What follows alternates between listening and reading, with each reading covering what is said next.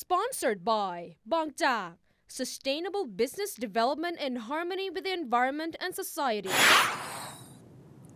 After the United States has announced that it will suspend its sanctions against Myanmar in June, multinational firms such as Pepsi and Coke had decided to return to the 60 million people market. The companies spent large amount of money, especially on advertising, as you can see that the giants Coke and Pepsi billboards and advertisements around Myanmar's former capital of Yangon. However, during this time of the sanctions until now, Myanmar itself also has its local drink brands such as Star Cola, Blue Mountain, or Crusher. And with the move of Pepsi and Coke, this is a challenging time for the local brands. Especially one of the key players in the soft drink industry in Myanmar is Lohin Group, which produces several local drink brands as well as freshwater Alpine. Of course, we had the opportunity to sit down and talk with the chairman of Hein, Dr. Sai Samtun, about his company and the soft drink market in Myanmar and his plan to compete with the international two giants. Could you please tell us about your company? Actually, our company is private limited. It is a family owned, no shareholder inside the company, first of all. And the company has been set up since 1994. Up to now, if we should say, is about 18 years old already. So during the past 18 years, what we have done is we just try to focus on the beverage, non-alcoholic beverage, which is water that we are doing, which is energy drink that is we are doing, which is carbonated soft drink we are doing. But in the last 2-3 years, we become the distributor, sole distributor for Spy Wine of Thailand from Siam Winery, and we become the Mandalay beer distributor. So we are a little bit related to alcohol. How did you build up the company to be this successful in the country? No, actually, I started the company, frankly speaking, I used to work in the United States and Canada for 5 years. So my saving back to the country is 20,000 US. So I started the company in 1994 with 20,000. So it has been a very, very tough time during 1994-95. But 96, fortunately, luckily, what I get is because I learned how to make use of other people's money, other people's knowledge, other people's resource, other people's skill, other people's time. Then when I'm back in Myanmar, I try to get other people's resource, that is a government resource. So I start going into Ministry of Industry 1, belonged to the government at the time. So we proposed a plan to run the factory. Actually at the time we inherited the economy from socialists. So all the state-related factory is not doing well. They don't know how to do the branding. They know how to do the manufacturing. And yet they don't know much about marketing and branding and distribution. So I come into picture, we renovate the government factory, and then we distribute, we build a brand. Then we have a win-win story. Then that's the first step. I make money for the company. So from 2000, then I start to build my own manufacturing facility, building my own brand, and go into the market. So the first business successfully I launched with our own brand is we get it from Ososapa, Thailand. So we built Shark and Lipo in Myanmar. So from 2000, we have been suffering for tough time for 2 years and 2.5 years. Then ultimately the Shark brand is going through into Myanmar, and then we are quite successful with the Shark brand up to now. And then we and also Thailand is getting closer. Then we are distributing M150 at the moment. So for the future of energy drink also, we might work with energy drink giant from Thailand. Then by 2003, as soon as I came back from Europe, I've been to Austria, Innsbruck. Then I have to go to the Alps mountain. Then I saw the Alpine mountain strip, everything. Then I named the Alpine. I started to produce purified drinking water under the name of Alpine. Then we do heavy branding for 2 to 3 years. Then now we can say that this brand is also very powerful, very successful, and we have successful water business again. By 2009, then we set up that carbonated soft drink that I work with the government is in glass bottle only. So glass bottle in carbonated soft drink in Myanmar is going down, which is from 70% gradually go down to 30%.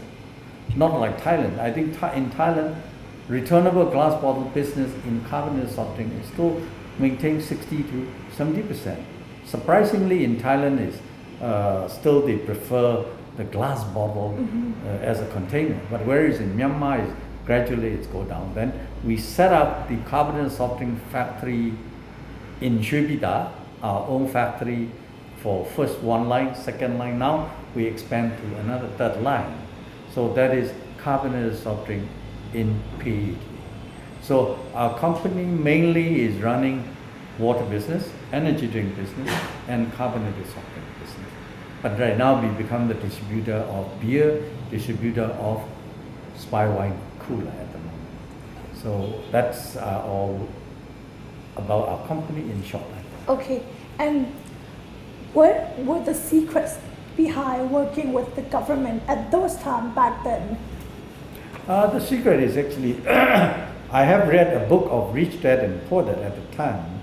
So I just keep on thinking, because I myself don't have the full resources to get rich. So how to make use of other people's money, other people's resources. So that's why I explore the possibility of going into the government sector. That is especially the government industry. How can we work with? I go into secret factory, I go into the beer factory, I go into soft drink factory with the government. So from there, we build our base. The base of Lohin becomes solid and solid, grow and grow up to the, at this moment, we are having about $100 million revenue up to this position. Okay, and starting up a business, of course, obstacles, problems. What kind of obstacles did you face and how did you solve all those obstacles? I think without a problem, it's no meaning. Every human being must have the problem, must have the difficulty, must have all the negative thing on the journey that we are passing through life, I think. So we have a lot of problems because lack of investment is a major problem. As we expand, then we are shortage of capital in the country because we can't get it from the bank at the time. You have to do the collateral, then you can get the bank loan. So the most thing we facing during my business career life is, I think, it's a financial crisis. Because I have to pay people a lot of money, and yet my cash flow is out. So ultimately, I just went to a friend of mine who is the owner of the bank. At that time, we called AWB Bank. I think it's owned by Mr. Aitun. I just went to him and say, I need money. So he asked me how much you need. I mean, 30,000 lek. In Myanmar, we call it 30,000. That actually is 3,000 million. So he asked me, what do you have? I say, I have myself only. Other than that, I don't have. I don't have anything to do the collateral for you. Then fortunately, he believed on me, he have confidence on me, then he just gave me the bank loan. From there, I am quite relieved and comfortable with my cash flow in the future. So one of the difficulty I'm facing is financial crisis. We are shortage of investment, shortage of capital, because we just keep on expanding, and yet the money doesn't follow. That's one of the major. Another major thing is, I think, our country, Ministry of Industry, one minister is keep on changing.